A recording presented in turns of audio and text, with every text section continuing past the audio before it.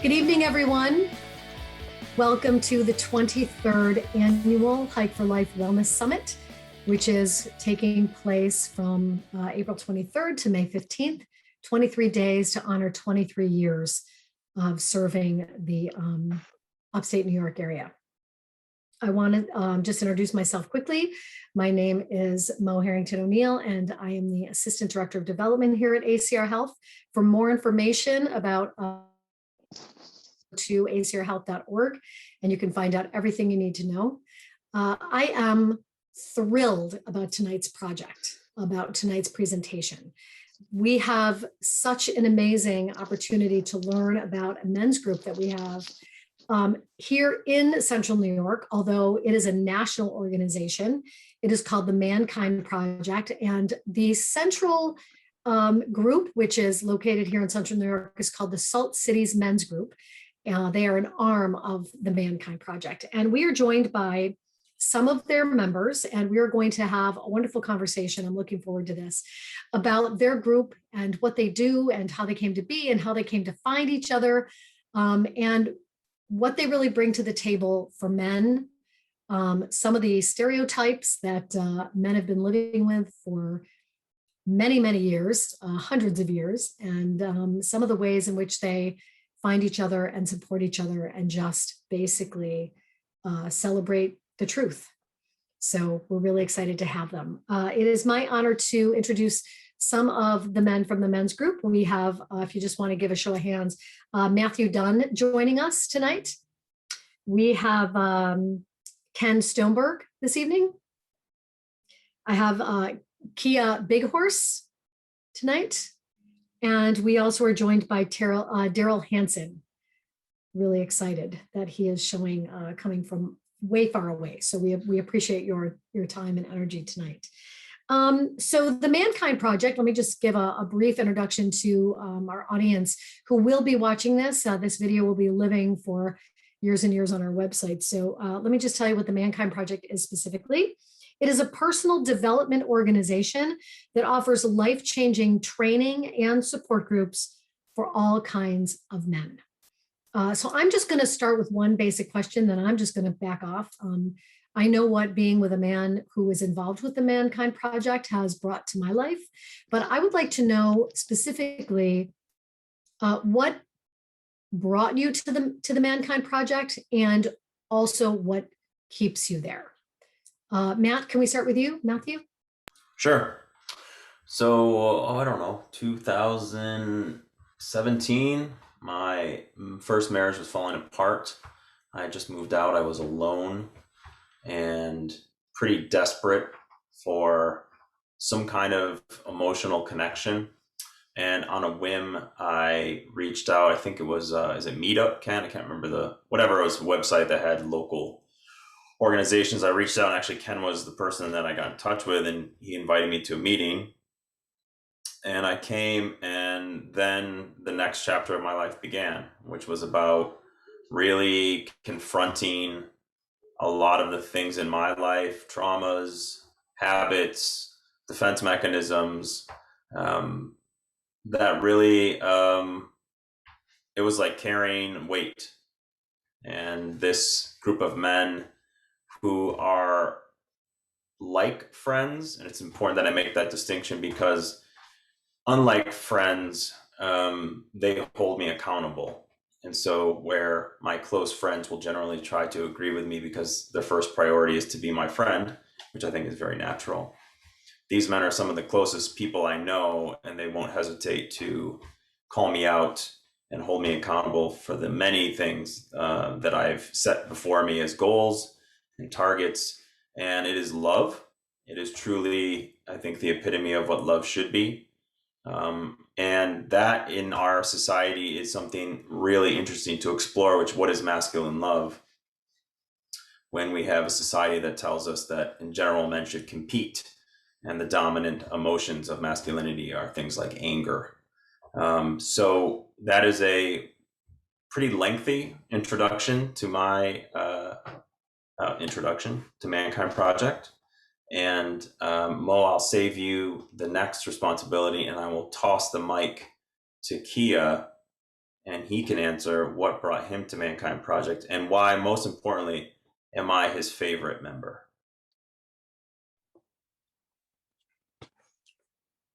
So my name's Kia Big Horse. Ken asked me to come be on this discussion along with Mo. Matt is my favorite member because he's the only man who needs me to validate that he's my favorite, and he's very open and honest about his need. And yeah, he's definitely a special guy in my life. We've been through a lot and talked about some really substantial parts of ourselves, and he's definitely been like a special creature in my life that's brought a lot of good things and helped me see myself differently, for sure. Ken as well. Ken was my main introduction to the group. So what brought me to the group? I was introduced to the ManKind Project actually in Buffalo. I'd say back in 2013 or 2014, I attended a couple circles out in Buffalo. At that time, I was in my first marriage, and just found it to be like an awesome support. I moved out here from out west. I grew up in California and New Mexico, and kind of like Matt, I was looking for connection and looking for masculine connection. Up until that time in my life, I mostly had female friends. I have two sisters. I was raised by a single mom, so I had a lot of female energy in most of my upbringing in my life. My father sort of disengaged parenting me at the age of 14, and our relationship just hasn't really been that strong since then. I do have an older brother. For I think a lot of reasons, we don't have that strong of a connection either.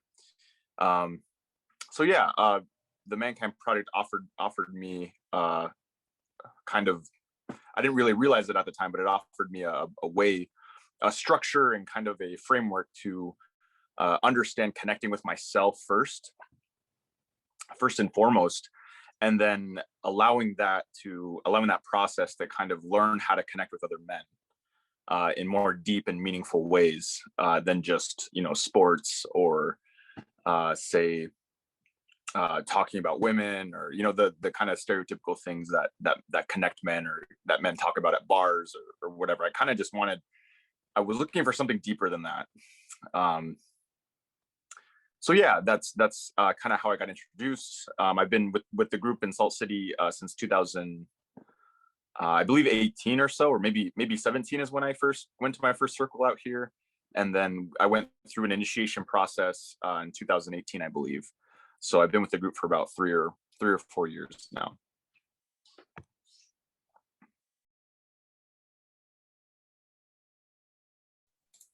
Okay, who wants to go next? Ken, would you like to take it? How did you find the group, and why do you continue to stay with it? Well, I was kind of addicted to self-help organizations, and I spent tens of thousands of dollars going to different places, I guess, to find myself, to find what kind of purpose I wanted in life. And then one day in 2007, a young guy who I knew really well came to me and said, I just did this training and I think you'd really enjoy it. And I saw such profound changes in him, because he had all kinds of stuff going on.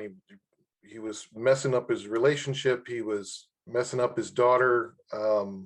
He was fooling around, and he got real with everybody he knew. And I just thought, wow, this is something I want to be part of. I hadn't seen that yet in all the self-help stuff I did.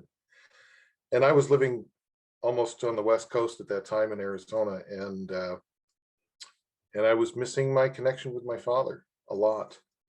And I had very few male friends. And now I can honestly say, with ManKind Project, my closest friends are a phone call away, and they're all men.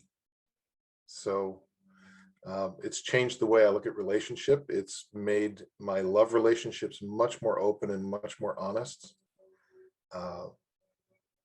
Changed my life. And I say that if I hadn't had ManKind Project, I'd still be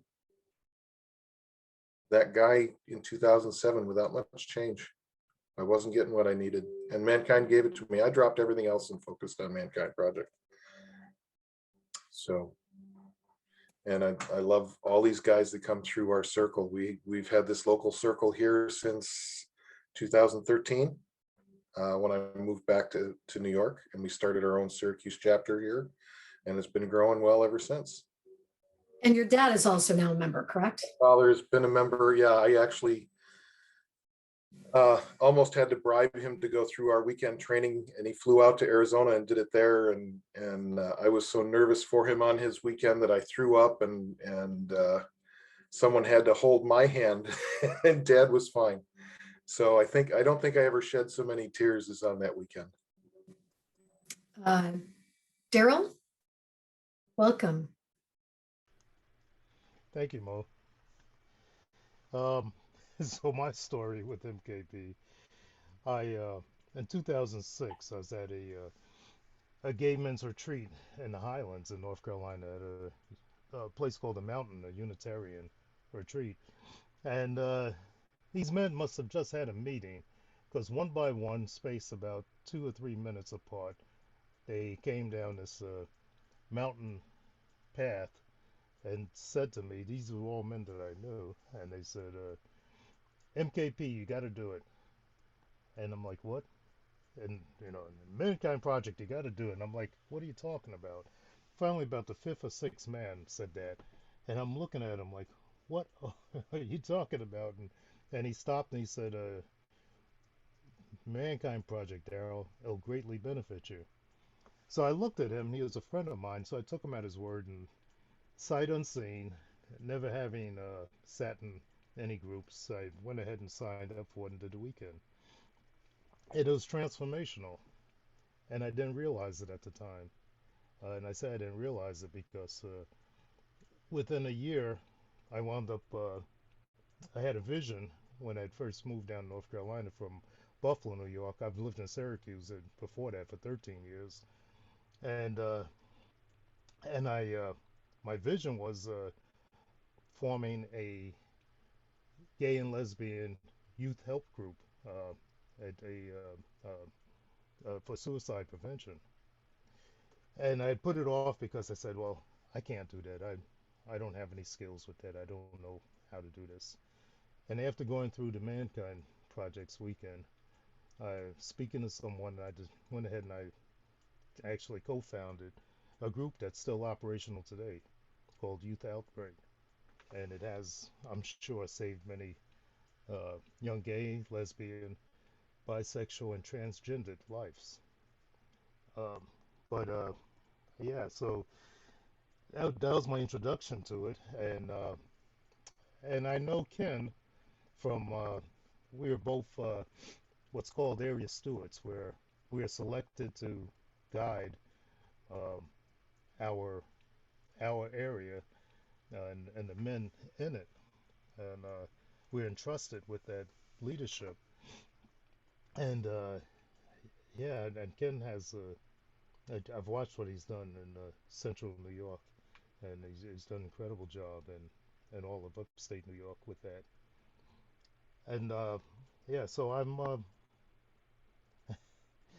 there's so much to say, but I'm really honored to be on this call and with men from upstate New York who are in this organization.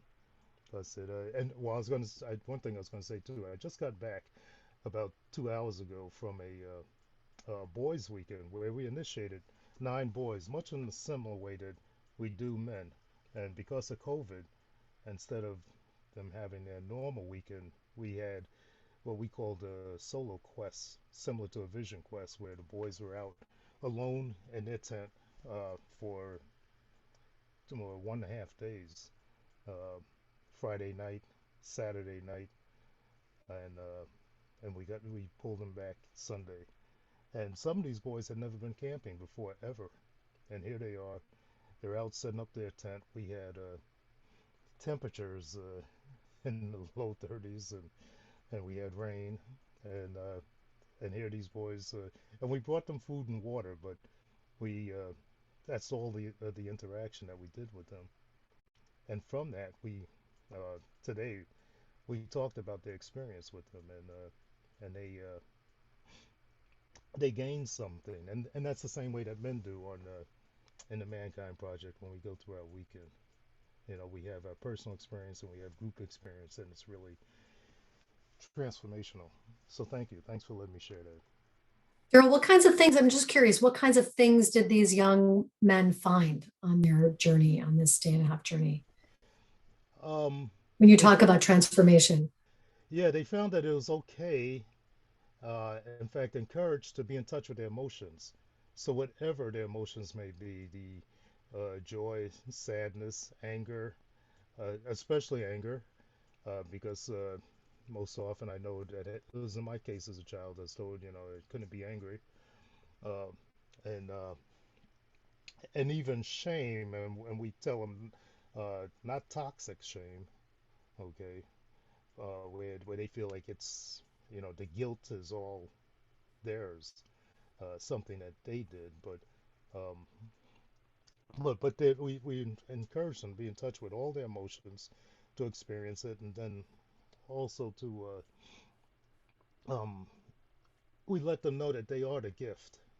Okay, they are the gift to this world, and and that they can basically the world is their oyster. That they can do anything that they can imagine and then some, and not to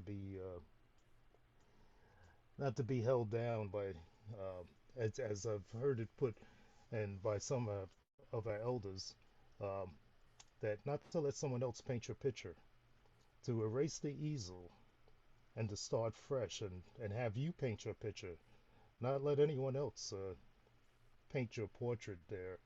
You know, that's not for anyone else to do. That is yours alone. And if someone's already done that, wipe that easel clean and start fresh. That has to be life-changing for a lot of young men. Thank you. Thank you for doing that this weekend, Daryl.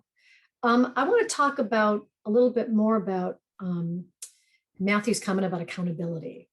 I've actually had the pleasure of sitting in a small little circle with Matthew that was simply just, I friendly and gotten called on my bullshit. So I want Matthew to talk a little bit about this accountability piece, and I also want to talk to Kia about deeper things. And then I'm just going to kind of back away and I'm going to let you guys just have this conversation. But Matthew, I do want to, I want you to talk a little bit more about accountability.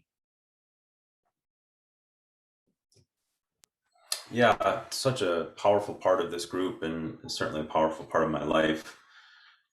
The way that accountability is shaped, I think it's very important to communicate, because accountability and shame often sleep in the same bed. The way that it is dealt with in our society. Use shaming as a you didn't do something. You should have done things. In this case, my accountability comes from me. It's my work to say, I want to be someone or I'm going to do something. And there are many, many voices that we all have that get in the way of those things. So the easy things, the low-hanging fruit we can think about is these goals that we have in society, like New Year's resolutions. I'm going to lose 5 pounds, or I'm going to start a marathon, or whatever those case may be. And those are very superficial, but the point being, if I say that out loud, I'm going to lose 5 pounds, I have men who are going to say to me, okay, this was the plan you said you're going to do. Have you done it? And they will continue to say that to me as my accountability for my work that I'm doing until I tell them no, until I tell them to stop. But to have someone like Kia or Ken call you and say, what are you doing? And Mo, like our conversation, the next thing is get off your ass. Like, get going. You said you wanted this, live it, do it, and go. And that is so very powerful. And to Daryl's point about young children, what a lesson to feel as a young man that you have a community in this particular case of men, I extend that to all gender identities, but in this particular case of men who stand next to you and say, again, you said it so eloquently, Daryl, the world is your oyster. It is true. The world is your oyster. But if you say you want to be an oyster fisherman, then we're going to help you go do that. So get off your ass and go learn how to drive a boat. And that's the kind of community that we have. So a long-winded way of saying how important accountability is.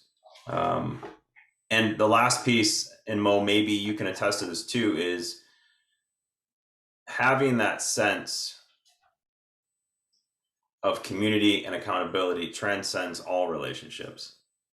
I'm a better husband because I'm accountable for the actions I say to my wife. I'm a better father because I say I have accountability to my kids.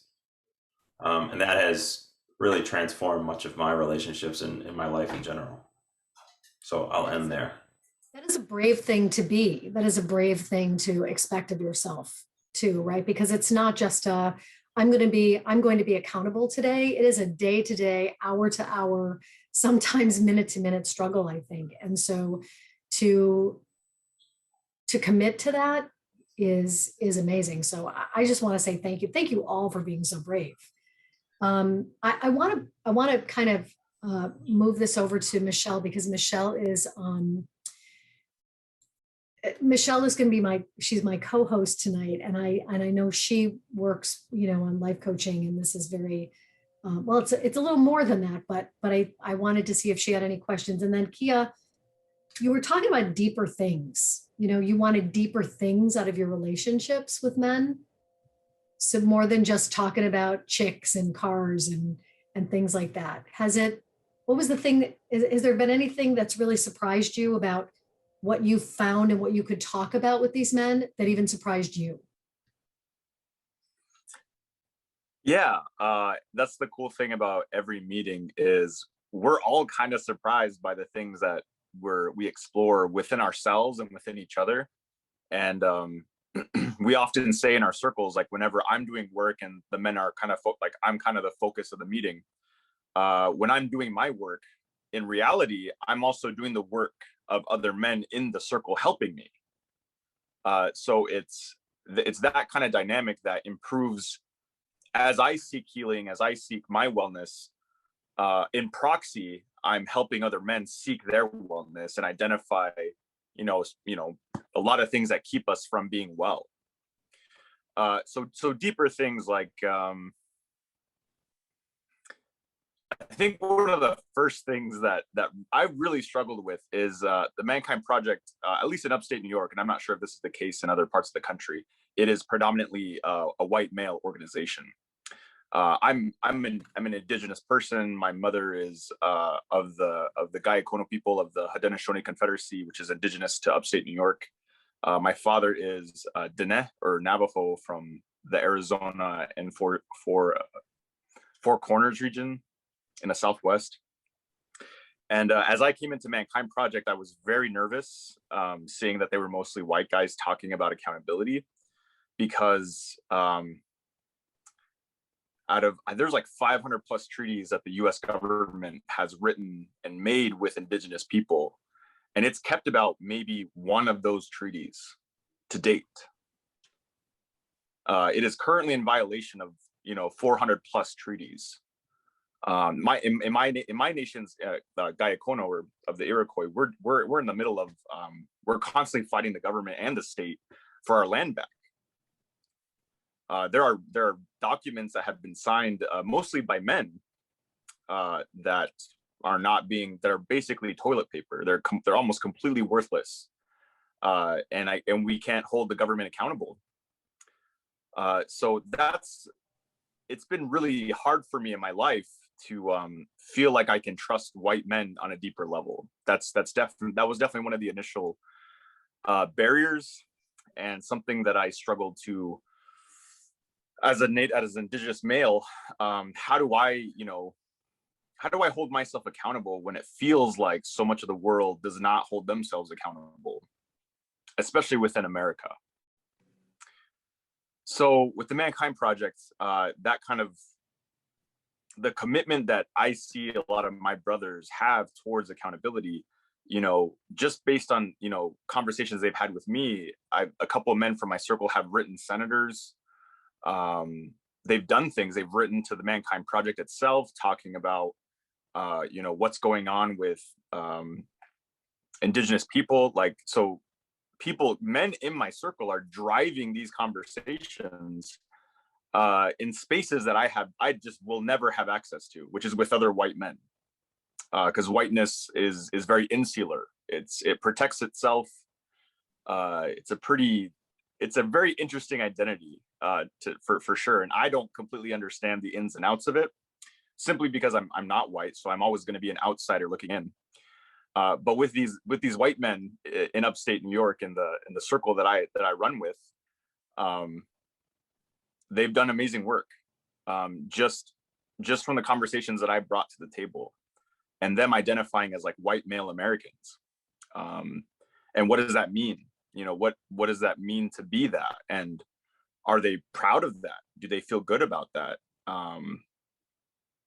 And sort of how do they relate to me as a member of a group that has been seen as hostile? And I mean, that's, if you look at the U.S. Constitution, we're called savages, merciless savages. Actually, is the exact wording in the Constitution.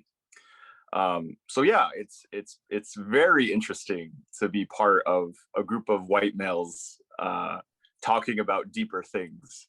That's definitely been one of them. But yeah, unfortunately, that's been a big part of my life experience, is being Indigenous.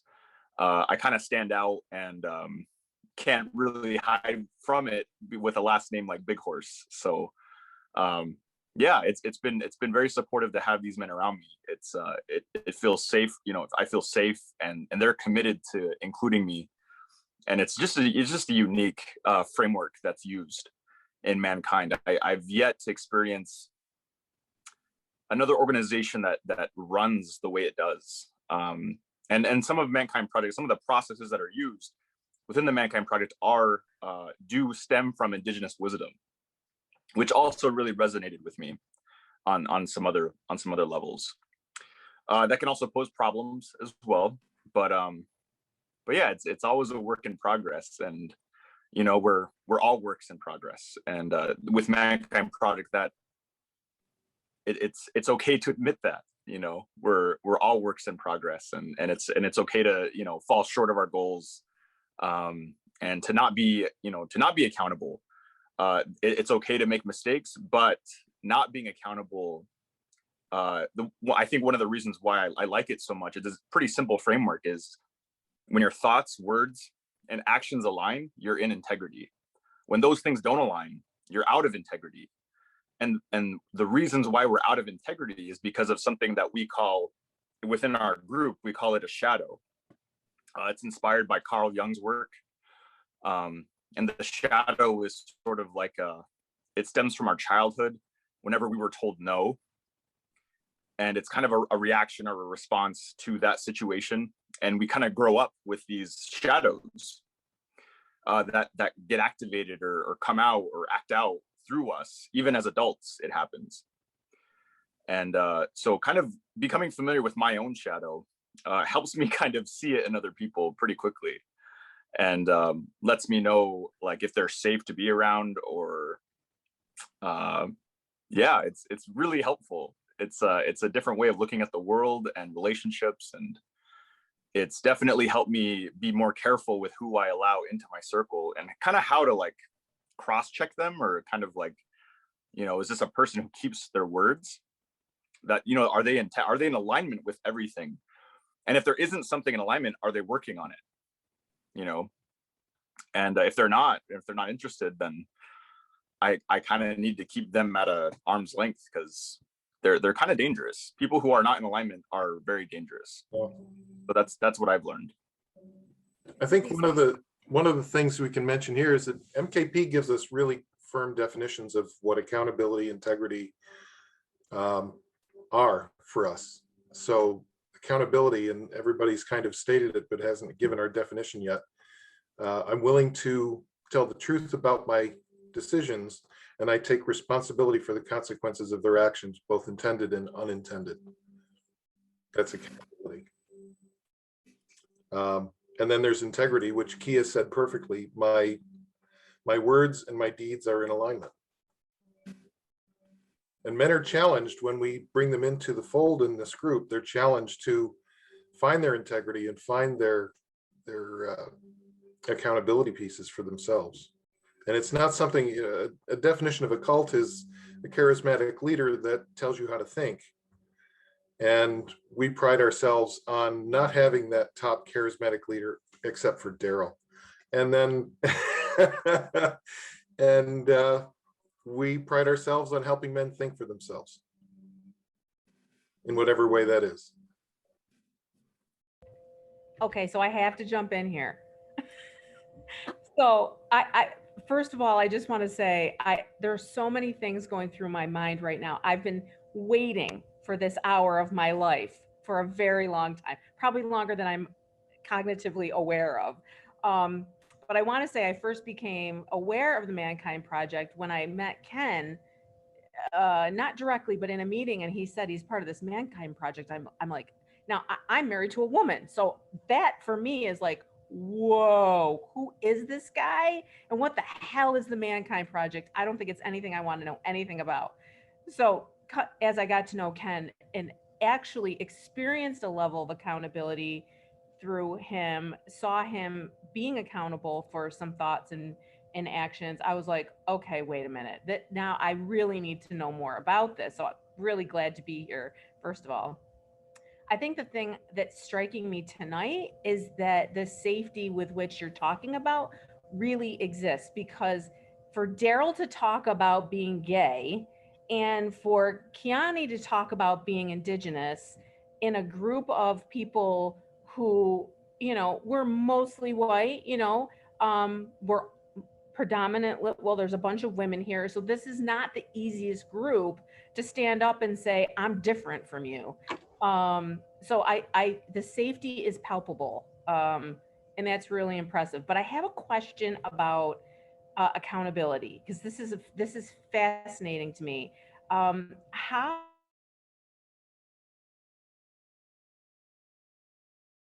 part of your life before this level of accountability, how do they adjust to your raising the bar for yourself? What does that look like? I would love to touch that first, Michelle. I'll go back a little bit to get forward, and that is, many of us, myself included, our fathers had terrible childhoods with a lot of trauma, and their fathers had terrible childhoods with a lot of trauma. And my father, in my particular case, broke that cycle completely, but he did not have tools to be in touch with his own emotions, and for good reason, because his childhood was not pleasant. So it is from that template that I developed.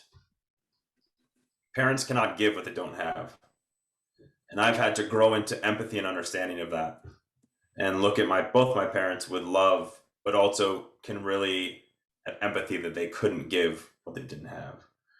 So back to your question, I have gone through a lot. Like I said, I had a failed marriage, and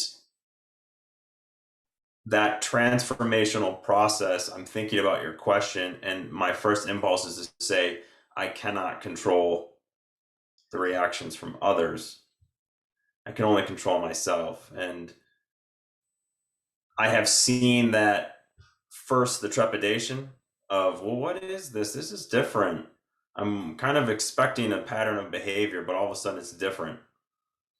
And I have also felt the frustration of this before or afterness, meaning, how are you going to hold me accountable for that stuff? Like, that's before I had any idea what I was doing. But that is my accountability. I did those things. I said those things. So what I can do right now is to live in alignment and to be conscious. And we say, put the shadow in front of me. And I say it and I see it and I feel the tingle. And I go, okay, there's something going on right now. But instead of giving into the impulse, I know what's happening and I can distance myself. Certainly not all the time, but most of the time. And with that, I have seen the reciprocal intensity of relationships from the people in my life back to me when they have a feeling of safety, and a better understanding of where I'm at allows them to feel safer to invest more in me.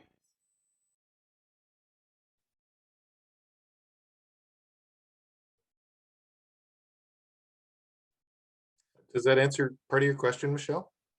Does anybody else want to touch on that? Daryl, did you have anything to add to that? I see you kind of getting excited about that.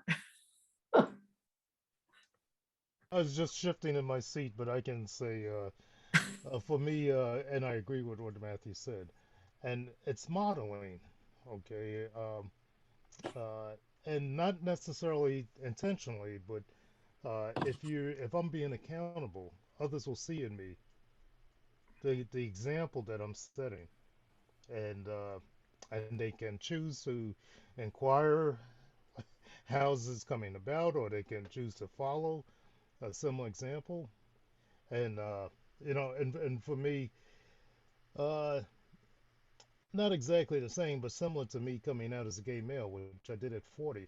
And those who knew me before uh, said, "Wow, you know, okay, uh, so now you're gay." And it's like, well, I've always been gay. I just didn't realize it myself. But they said, "Well, you're still you," and I said, "Yeah, I'm still me. You know, I haven't changed." And so, yeah, that um, just being who you are, you know, and learning what accountability is, and living that, and just being that, and others can see that. They see that in you. You know, after our weekend, men return home to loved ones, and our loved ones say, "Hmm, what has happened to you?" You know, then in many instances they say, "I like it. I like the change I see." You know, go and get more of that. So, all right. Mo, I would like to add quickly, and thank you, Daryl, for that. Um, I think what is overlooked but equally important is if you are not in accountability, you are loved. It is not a shameful act. It is hard work. And hypothetically, if Kia says he wants to do something and it doesn't, my love for Kia doesn't stop. I don't judge him. I love and accept him for who he is. And just as I did when he said he wanted to be accountable. And I think that's also very important to include in this discussion. I have, first of all, I just want to say something about Kia. Kia, I just wanted to congratulate Kia. Kia is an incredible activist. And our Columbus statue is coming down from the middle of downtown, in no small part by Kia's hard work and energy and commitment to that project. And so I just want to say thank you for that, Kia. Michelle, did you have any other questions? I actually did. Surprise. Okay, great. So I think when you talk about accountability too, talking about unintended consequences is a leveling, again, another leveling up I'm seeing in the conversation, because it's easy to be accountable for something you intended to happen, but it's a whole other different conversation to talk about unintended consequences. And I think that when you talk about social injustices as a whole, not being aware of your unintended consequences kind of as a scapegoat. Can you talk a little bit about how you how that's approached in your circle, unintended consequences? I can take that. The first thing I would ask a man, who's impacted by your decisions that you made, you know, and then we might say something like, can I make a suggestion, especially if they're stuck? What about so-and-so? What about your wife? What about your partner? What about your kids? What about your boss? What about the men in this circle? We didn't think we'd have to sit here and listen to you talk about how you were out of accountability. So now it takes up time in the circle in a loving way, because that's what they're there for. But this gets a man thinking about where the unintended particles are going. And so then that helps lead him into finding and searching and opening up to other places that unintended consequences are happening. So it's that perspective broadening that is so delicious, right?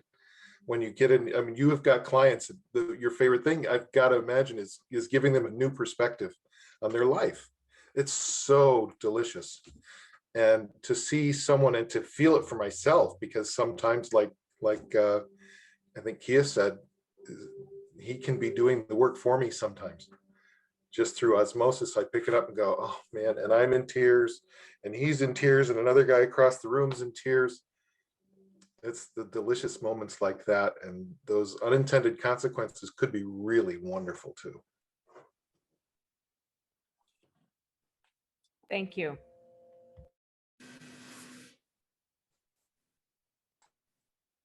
I would love to talk about stereotypes of men and how this group affects the breaking down or the continuation or of those kinds of male stereotypes. It is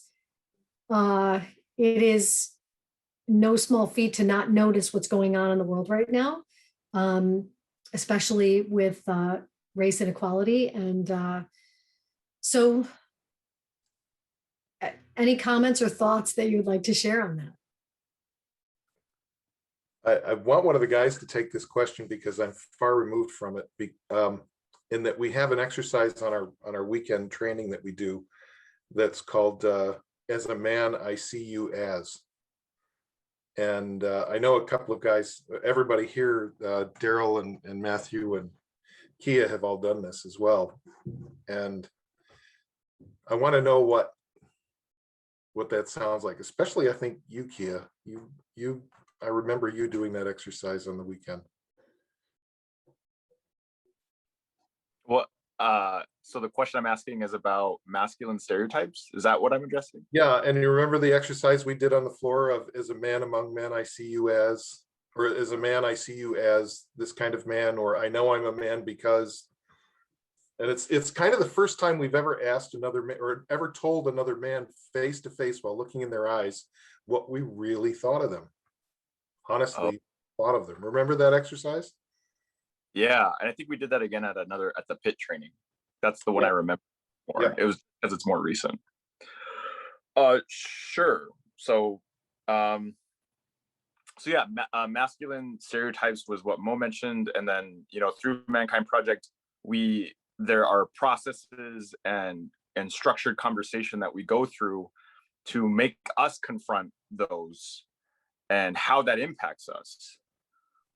So I guess first you have the first step is to be consciously aware that the stereotypes exist and to define them in a way that is understandable to each person going through the exercise.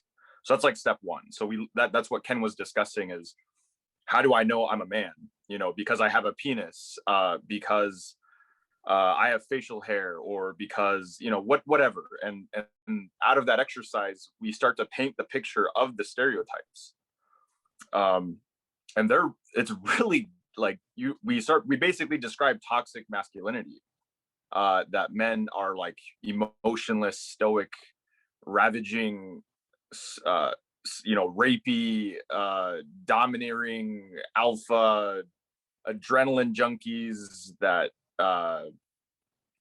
drink a lot and get in fights and pound and there's a lot. I mean, that's its own separate conversation, but just to be kind of brief and to the point, that's very damaging. Those stereotypes are incredibly harmful to the wellness of men. For me, speaking from my personal experience, the emotionless part, that men don't feel, men don't at least express emotion. One of the biggest, I would say, like one of the emotional disabilities that I'm really, really working on, particularly in this part of my life, is the emotion of sadness. I grew up in a home with two indigenous parents that went through quite a bit of trauma as a result of colonization and all sorts of stuff. And they did not, obviously at some point, or at some part of history, it was not okay for indigenous people to be emotional either. On top of toxic masculinity, I learned that I also have the layer of indigenous stereotypes that as a Native male, I'm like this stoic, emotionless being, right? And so yeah, we're totally, or at least for me, I'm at a high risk of being emotionally disconnected from myself.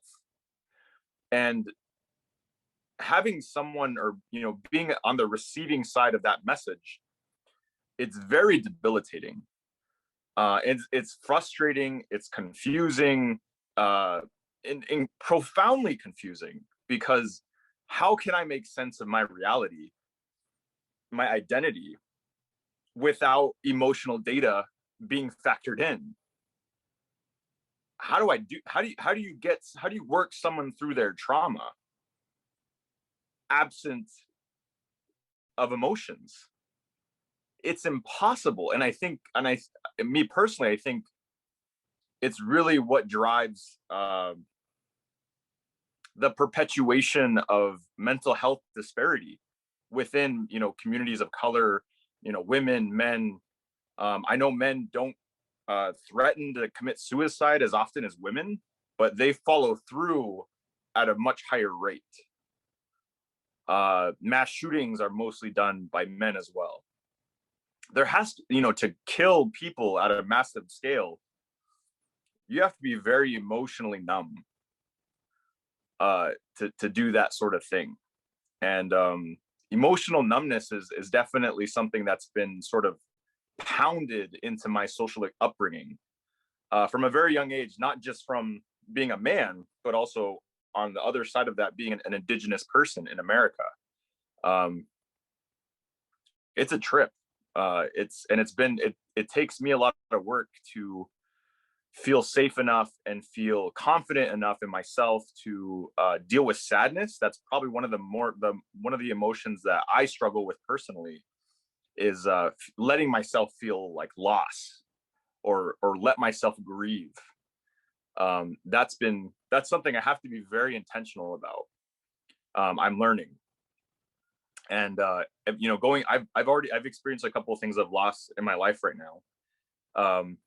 But ManKind Project has given me a structure, or a vehicle, a mechanism. I don't know what you want to call it, but it's given me tools to really jump into that, and to feel things that in other places of my life I'm not really given those tools, or given that space, or given that, or even encouraged to do those things. And it's like breathing. So when I go through like bouts of grieving or crying and stuff, it feels like the closest thing I can, in my view, like it's like not grieving feels like you're suffocating. Like something's not being processed that's essential, to your survival. So when I cry, and it literally feels like this weight is like moving out of my mind and out of my heart, and it's dissipating. And it doesn't mean it goes away completely, but there's definitely an energy that's literally left my body, and it frees me up for other things like joy or gratitude on a deeper level. And I've just learned a lot of things about gratitude in particular, and happiness and joy, that I could not have experienced if I didn't practice grieving. And ManKind Project has definitely been pivotal, a huge step for me to build those skill sets for myself. And those are certainly skills I'm going to pass on to my son. Absolutely. And any other man who in my life, needs those tools and they want to learn from me, or if I can provide those for them, I can kind of explain generally what my process looked like, and assist or promote or encourage them to go through theirs. Men have so much grief that they're holding on to. It's insane. I Really think, is. yeah, I think what you're talking about is the sandbox. We get to practice these things together in a safe space where there's no judgment or very little judgment. And we're held accountable for it too at the same time. So we're playing in this sandbox together with our emotions, with our feelings, with our concepts and ideas, right? And bouncing them back and forth off each other, and learning from each other at the same time, destroying each other's castles and then rebuilding them together. I actually Yeah. love destroying Ken's castle, but I wanted this idea of stereotypes, and thank you, Kia, for sharing that. The image I use that I try to tell people about this group is, you see 4 of us here. Now, in a snap of a finger, shrink us to about the age of 6, kind of sitting in our adult clothing in the chair, and that's where we're at. Because all of this work, this is my opinion, is about a child, right? It's about the little boy inside of me who learned through time that it wasn't okay for some aspect or all aspects. And when I'm a child and I didn't have the tools, I created this architecture of protection. And that worked for the kid. That kept me whole and safe. And then as I grew, unfortunately, those tools no longer applied, but they were my safety net. And so I grabbed onto them with everything I could. And what the process of sitting in circle with these men is, going back to that age and then seeing the pieces, seeing the plates of the armor that I built, and then understanding that I can have all those things if I want, but I don't need to. I don't have to. It's not like you snap your fingers and all of a sudden they're gone. But I can be reactive and I can feel threatened. But I know that. And I know what the safety mechanism is. All of our defenses are elegant. They are defined by us, and they use all of our weapons and our powers, oftentimes to sabotage. But knowing that and knowing the inputs from outside gives me the ability to keep it in front of me, to disassociate from it, that is not me, that is just a complex. And that is, I think, so vital right now. It's depressing to read a newspaper. It just really is, for so many reasons. And I just wish both men and women, but in this context, men, could see that you can have any philosophy, thought you want, but you don't have to. It's the have is the problem. You can choose to do it, but you're not that thing. You're not defined by that choice. And you're certainly not, you're not that choice. I'll leave it at that. Thank you. And I'd like to mention also, and thank you, Matthew. I'd like to mention also too, as I change and we change, the institution also changes as we realize that among us, and as we welcome transgender men, and a process such as one saying, "I know I'm a man," becomes exclusionary, and we change things, because if saying, "I know I'm a man because I was born with testicles, I know I'm a man because I was born with a penis," and that may not be true for a transgender man, who is as much of a man as I may think that I am. And so we now we look at this, uh, and as we talked about accountability, uh, it is our job to be accountable, and to see what do we need to change to be inclusive, to say, if we're what we say, all men are welcome. Are all men truly welcome? You know, are we looking at our cultural appropriation? Are we looking at places where we may be acting from a Eurocentric uh, type position? So, thank you. I am so sad to say this, we are at the end of an hour. I can't believe that this conversation is over.